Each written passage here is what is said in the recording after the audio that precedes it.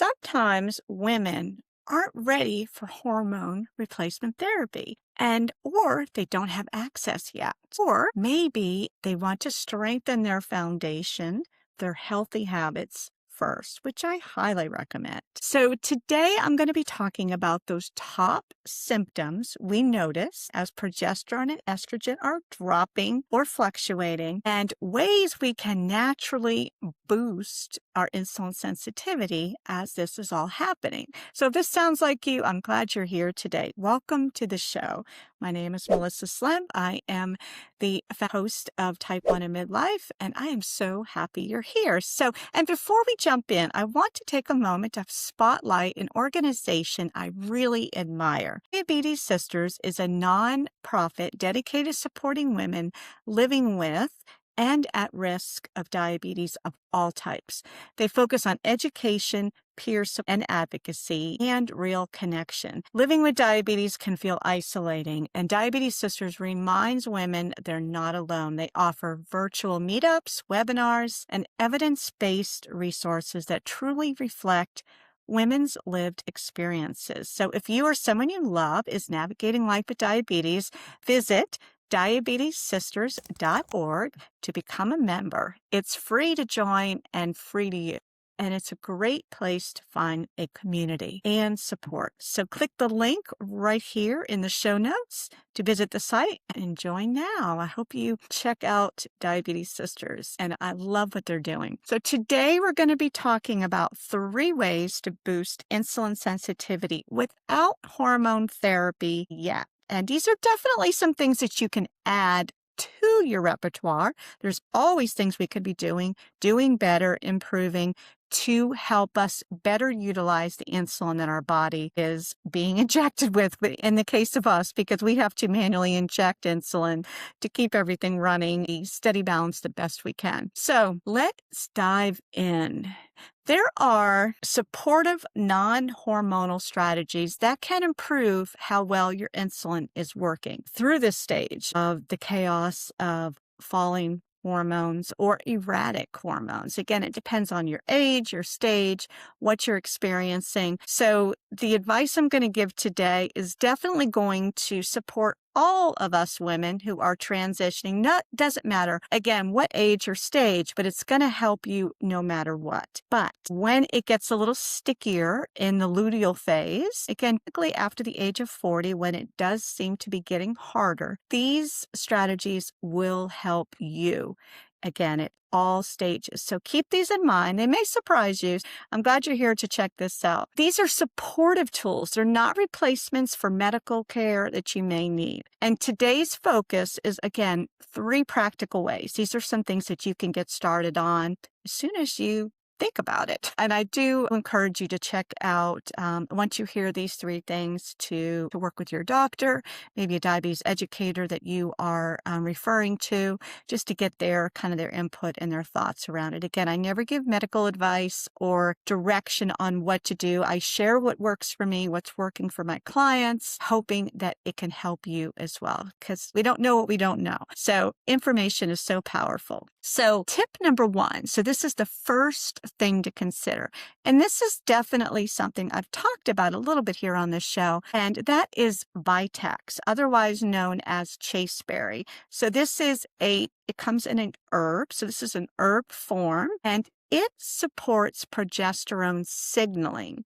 And what Vitex doesn't contain is hormones. So it works through the pituitary gland to gently support progesterone signaling. So again, that is helping what's already happening with our hormones. Progesterone is something that's generally the first hormone that we tend to lose. It starts to drop off as we're getting older. So those are some side effects that we could be feeling with that loss of progesterone. And this is helpful for women during the luteal phase struggles, because again, progesterone rises right after ovulation until the beginning of your next cycle, so approximately 14 days. So that is when progesterone should be on the uptake. It should be running strong in your body. It should be giving you all the support that it typically does in our reproductive years. So this is when it gets a little funky, when again, it's not as robust as it once was. So again, the ovaries are not producing as much as they once did. So that's why we're feeling and seeing the difference. So again, it's helpful for women in the luteal phase if you're having struggles and you're seeing the insulin resistance and the fact that you may need more insulin for what used to work is no longer quite enough anymore. If you are experiencing PMS-like symptoms, so that's premenstrual syndrome, again, that is generally that leads up to your cycle. That's usually up to a week before your cycle begins. So that's the premenstrual syndrome symptoms. And then cycle irregularity. That is a key factor, because when it's not the 28 days it once was, when your cycle is lighter, heavier, all those things, that's when your cycle is not what it once was. It's starting to change, right? So when progesterone, and this is the key to using Vitex and maybe bringing it in if you decide, when progesterone is more balanced, or it's on its, what your body is producing is being utilized by the body, insulin resistance during the second half of the cycle, again, in that luteal phase, may improve for some women. Again, it's a fun little experiment, right? I say that word a lot to my clients. We're always trying things to see how our body responds, especially as our hormones are changing. So how to implement Vitex? Again, start low, a low dose, ideally in a capsule form. Take it consistently in the morning and be sure to track your symptoms. So those cycle symptoms, just to see how it might be playing. Again, it's very similar to hormone therapy. We start low and slow because we don't want anything too drastic or too dramatic coming in. We have enough to worry about with insulin doses, right? We don't want anything kind of shifting us too far to the left. We definitely want to take a little bit, seeing how your body's responding. And again, if you decide to take more, that's up to you and maybe the doctor that you might be working with. But again, low and slow. So again, tracking your cycle symptoms, the luteal phase blood sugar trends, right? So that is when you should be seeing these differences, especially your fasting glucose.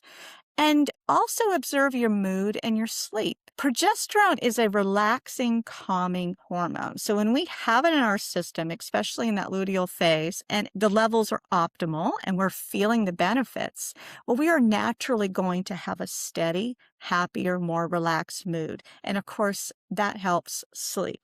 All this is connected. Okay. And another thing to remember too is to give it 2 to 3 cycles before evaluating. So that could be 2 to 3 months. And always check with your provider before starting, especially if you are on any other medications. This is just awareness, what it could do for you. Check it out, learn more. Definitely reach out to me if you have more questions about this. We talk a lot about things like this inside of our Type 1 and Midlife Coaching Circle. You're always welcome to come in and check us out, visit the group. And we get together once a week on Monday afternoon, and topics like this come up, and we get to share what's working, ideas, and giving each other encouragement. Today, we're talking about 3 things that we can bring in to improve how well our insulin is working. So boosting insulin sensitivity.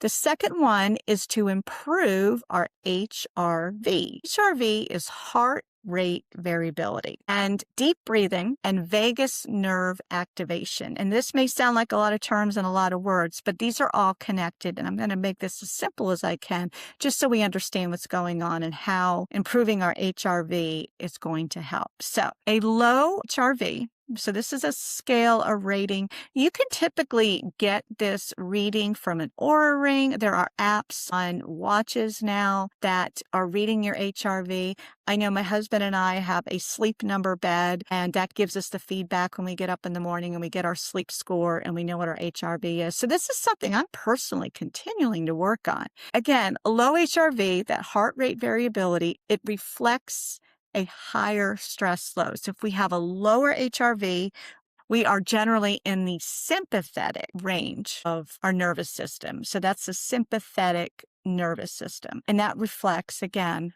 a higher stress load. So chronic stress, guess what that does? It elevates cortisol. And we know what elevated cortisol does. It results in higher fasting glucose. So again, if we're falling asleep, we're not relaxed, our HRV while we're sleeping especially is not at a good, healthy, higher level, then we are going to have more of a cortisol spike in the morning, and that in result will give us a higher fasting glucose. So typical things that are happening. And this is stimulating the vagus nerve, and this increases the parasympathetic tone. So we want to be in the more of the parasympathetic, the calming tone of the nervous system. So we want to stimulate the vagus nerve, and we want to increase, again, the parasympathetic tone. When your nervous system is calmer, insulin sensitivity improves. It's like magic. Isn't that amazing? Yes, to implement this. And this is simpler than you think. Simple daily habits. 5 minutes of slow breathing. That's it.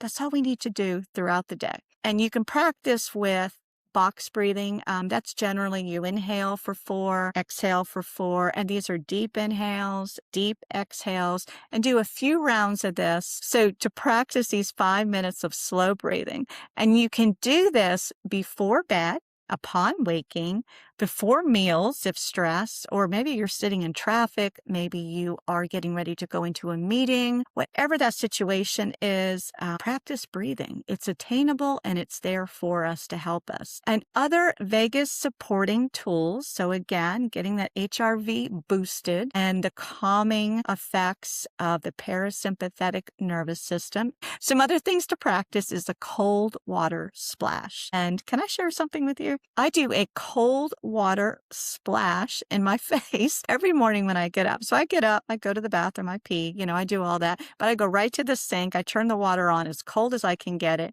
and I just splash water in my face. I love the feeling. It's very invigorating first thing in the morning, brush my teeth, and then I'm off to the water and the coffee. So that is something, again, that you can bring in. So if you can start your day with some gentle breathing, the cold water splash. And another thing I do is some praying and meditation in the morning, again, before the day gets off and running. So if these are things you can fit in, work into your schedule, you're worth it. You can do this. Try and get it into your schedule because you will start to feel the difference. Thing that you can bring in is to be outside in nature. So again, the morning sun is amazing. Get out there, get some fresh air. If you've got the beach or a park near you, get out there and just be within the greenery. Maybe put your feet in the soil or in the sand. Feel the earth. That's amazing what that does, again, to resettle and to calm our nervous system. The morning sun, like I said, it's setting that circadian rhythm, which, as we know, that improves our sleep, and ultimately it improves the sensitivity of our insulin. So it's going to boost the effectiveness of that insulin that you are taking. Now, a way to track this is to look at your morning glucose. So start making these changes and seeing what is happening, seeing if your fasting glucose is improving. Another thing is to look closer at your sleep quality, how rested you feel in the morning, and your perceived stress. I think over time when we are practicing things, when we are mindful about things that we choose to do because we know overall it's going to help us, we get into the driver's seat because we're telling ourselves we're in charge today. There are things I can do. There are some practices I can make to help me, and to be aware of those outside environmental things that might be pushing our buttons or triggering us. And this is life, work, family, all those things. But that perceived stress, just learning to count to 10 before you respond to something that may seem a little bit confrontational or something that might agitate you. It might be that phone call to the doctor's office or maybe the insurance company, whatever that is. But to being able to sit in it and to meditate in it to recognizing when you're feeling stressed, and practice breathing, just something that we have right at our fingertips to use and to utilize. So the small nervous system shifts can improve fasting glucose within days. This is a fun thing, very interesting thing to practice and to experiment with. I can't wait to hear. Definitely jump over to Instagram or TikTok and leave me a message. I want to hear how these practices are doing. Again, I'm at type 1 in midlife. Now, we're talking about, again, 3 things to boost that insulin sensitivity, and this is with or without hormone replacement, but definitely something to get into your consistency with your habits to start to make your life and just life aging with diabetes, with hormones all over the place, a whole lot easier. Again, these are things we can change. These are things we can influence and choose to do. So number 1 was bringing in Vitex, the herb Chasteberry. Number 2 was to calm the central nervous system, the HRV, and to practice some deep breathing. And number 3 is cardio after strength training.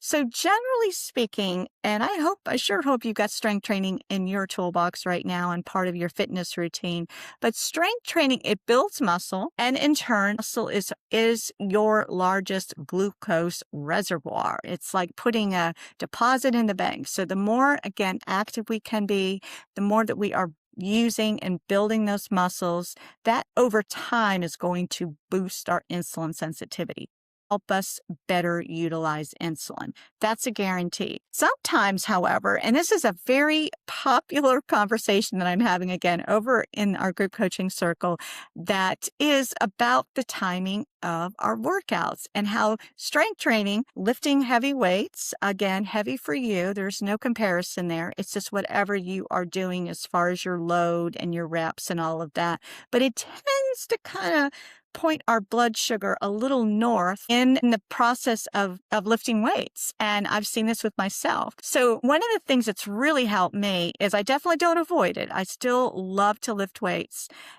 One thing is to follow your strength training with some moderate cardio. This is going to increase your glucose uptake. So again, the cortisol that might be dumped after that stress of lifting weights. And again, it's a little different for everybody. So it's not really a one size type of formula with this, but just monitoring what happens when you are lifting weights, and try this. Afterwards, do something like a kind of a steady state exercise, where that's walking, easy walking. It can be fast to a point, but you don't want it to be over the moon. That's why running may not be an option, because that might just add more stress to the body. Again, this combination improves insulin sensitivity more than just cardio alone. So especially in midlife, when muscle mass naturally declines. So we're going to tap into the fact that we want those muscles. We want to utilize that workout, and to be able to kind of craft that hour, whatever that time is. Maybe it's 30 minutes, 45 minutes, up to an hour of your workout time. I generally start with a little bit of cardio just to get warmed up. And then I go to my weight training, which is anywhere from 30 to 40 minutes, just depends on what body parts I'm working and whatever, my target is that day. But I always finish it with a walk or some gentle cycling. Again, 10, 15 minutes just to kind of end my workout. And it's amazing what it does. Again, it's just kind of lowering your sympathetic. So that's what we want to do. We want to calm the body. We want to get out of that stress response of that weight training, and we want to bring it down a little bit. And it does do that. So strength training will bump me up maybe 30, 40 points. And then I get on the treadmill, or I get outside. Maybe I go home, take the dog for a walk, enjoy that sunshine. And it just levels out, and it brings it back down to a balanced state, closer to where I want it. So that is the plus. And of course, we're getting more movement in at the same time. Everything wins. So how to implement this? I just kind of told you what my routine was, but again, 20 to 30 minutes of strength training. and then immediately follow with 10 to 20 minutes of, say, brisk walking, like I said, or cycling, or putting an incline on your treadmill if you want to work it just a little bit harder. Do this 2 to 3 times per week to start. Again, looking at your current fitness routine, work this in the way that you can and see what happens. So monitor, and these are some things to kind of keep track of how this is working, looking at your post-workout glucose and looking at your overnight trends. Again, this is going to have, it's not just a situational effect. This, again, we know how strength training is helping our insulin sensitivity. It's moving that glucose a lot more efficiently. And we know over time, when we keep that consistent, it's going to consistently help us with our insulin. It just will. And like I was saying, when we improve our sleep, when we zone in on the parasympathetic nervous system, the calming effect, it's helping us sleep. And this good sleep leads to good blood. Obviously, we're waking up less stressed in a better blood sugar range. Everything is much happier, right? Another thing to consider is maybe adjusting your basal or have a small protein snack if needed. So this is around that workout time. Again, looking closer at your pump settings, what may need to be changed based on these new practices and habits. Again, whether it's a gym workout or at home, wherever you get this happening. So again, these 3 habits we talked about. So it's the nervous system, keeping it in balance. It's the hormone signaling of getting that progesterone into the cells, working for us and not against us. And then the importance of muscle metabolism with strength training. And being able to balance that with some steady state cardio, which we all know helps to lower the glucose a little bit more. So again, strength training is helping us boost the insulin sensitivity. And obviously that steady state following it is going to prevent the spikes and those variances in our glucose. So again, look at your data, check out your CGM reports, seeing how all this is playing out for you. These are foundational, whether or not you choose hormone therapy now, later, or if you decide that hormone therapy is not going to be in your toolbox, that's okay. There are some things, just like I mentioned here, that can work and help you influence. Again, we do all we can with this disease to wrap our arms around things that we can make choices on, that we can influence, that will make a difference, and not only how we feel, but how our data is reflecting that and our relationship with our disease. It's so important. And know that I'm here for you, and this show is here for you. And I hope this information was very helpful for you. Again, I know it's important to not only know things and really understand all of this is happening, but to put it into action, because nothing's going to help us unless we practice it, unless we do a little bit of experimenting. So good luck with that, and definitely reach out and let me know how these 3 tips played in to your next couple weeks. Reach out. I'm at Type 1 in Midlife. Have a beautiful day. I'll be back in here next week. Bye for now.